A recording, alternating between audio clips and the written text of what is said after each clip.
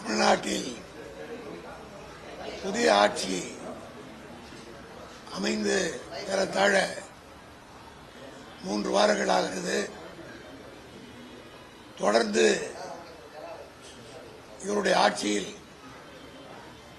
பல்வேறு குற்றங்கள் ஏறத்தாழ 40க்கும் மேற்பட்ட கொலைகள், கற்பழிப்புகள், இது போன்ற சம்பவங்கள் தொடர்ந்து நடைபெற்று வருவதை நீங்கள் அனைவரும் மிக நன்றாக அறிவீர்கள். ஆனால் இதையெல்லாம் திசை திருப்புகிற வகையில் எப்படி இன்ஸ்டாகிராம் மூலமாகவும் சோசியல் மீடியா மூலமாகவும் ஆட்சிக்கு வந்தார்களோ அதே மோடஸ் ஆபரண்டி, அதே வகையிலே இந்த சம்பவங்கள், இந்த நிகழ்வுகள் நடைபெற்றுக் கொண்டிருக்கிற தமிழ்நாடு பூராவும் இன்றைக்கு மக்கள் கொதித்து எழுந்திருக்கிறார்கள். இதை திசை திருப்புவதற்காக எந்த இன்ஸ்டாகிராமையும் சோசியல் மீடியாவும் தவறாக பயன்படுத்தி ஆட்சிக்கு வந்தார்களோ அதன் மூலமாகவே மீண்டும் அதே பாணியில் பொய் பிரச்சாரத்தை செய்து கொண்டிருக்கிறார்கள்.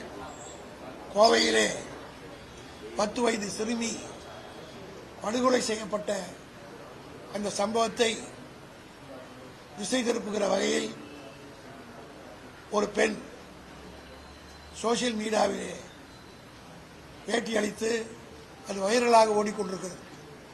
அதிலே எதிர்க்கட்சி தலைவர், எங்கள் இளைஞரணி செயலாளர் உதயநிதி ஸ்டாலினையும் திமுகவை பற்றியும் அவதூறாக, தவறாக அவருடைய பெயரில் வெளியிடாமல் இன்னொருத்தருடைய ஐடென்டிட்டி மூலமாக வெளியிட்டிருக்கிறார்கள். இதை இதுவரையிலே தமிழ்நாட்டில் எந்த ஒரு நிலையிலும் இப்படிப்பட்ட அசிங்கங்கள் நடந்தது கிடையாது. இப்பொழுது ஒவ்வொன்றாக அரங்கேறிக் கொண்டிருக்கிறது. அதையெல்லாம் வேடிக்கை பார்த்துக் கொண்டு சும்மா இருக்க திராவிட முன்னேற்ற கழகம் தயாராக இல்லை. தேர்தலுக்கு முன்னால் அவர்கள் பயன்படுத்திய அந்த இன்ஸ்டாகிராமுக்கும் சோசியல் மீடியாவுக்கும் அடிமையான மக்கள் தான் வாக்களித்தார் என்பது பட்டவர்த்தமான உண்மை.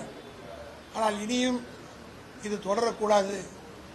இதை கண்டித்து நடவடிக்கை எடுக்க வேண்டும் என்று முடிவெடுத்து அந்த பேட்டி அளித்த பெண் மீது திராவிட முன்னேற்ற கழகத்தின் சார்பில் புகார் அளித்து, அது மட்டுமல்ல, சட்ட ரீதியாக திராவிட முன்னேற்ற கழகம் இனி இதை தொடர்ந்து அணுகுவது என்று முடிவெடுத்து, குறிப்பாக இப்படி தவறாக இன்னொருத்தருடைய பெயரில் வெளியிட்டு இப்படிப்பட்ட அவதூறான பொய் பிரச்சாரத்தை செய்தால், அதாவது சாதாரணமாக டெஃபமேஷன் போனால் ஒருத்தர் திட்டுறேன், அவர் என் மீது வழக்கு போட்டால் அந்த டெஃபினிஷன் கேஸில் மேக்ஸிமம் பனிஷ்மெண்ட் 2 வருஷம் தான்.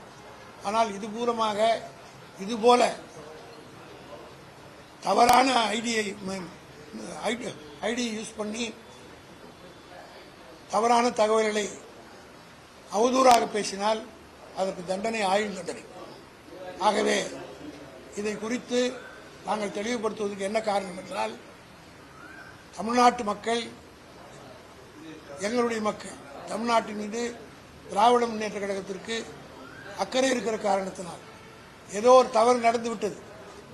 எல்லோரும் சொன்னதைப் போல குழந்தைகள், சின்னம் சிறார்கள் தாய் தந்தையரை வலியுறுத்தி, தாத்தா பாட்டிகளை வலியுறுத்தி வாக்குகளை விஜய் கட்சி பெற்றது என்பது எல்லா தரப்பிலும் ஒத்துக்கொள்ளப்பட்ட ஒன்று. ஆகவே இதுபோல தவறுகளை தங்களுடைய பிள்ளைகள் செய்துவிடக்கூடாது. காரணம் என்ன, இனிமேல் தாய் தந்தையை தன்னுடைய பிள்ளைகளை இதையெல்லாம் சொல்லி வளர்க்க வேண்டும். இல்லை என்று சொன்னால் பாதிக்கப்படுவது ஒருத்தருக்கு ஆயுள் தண்டனை கிடைத்து விட்டால் அந்த பெண்ணுடையோ அல்லது பையனுடைய வாழ்க்கையோ நாசமாகிவிடும்.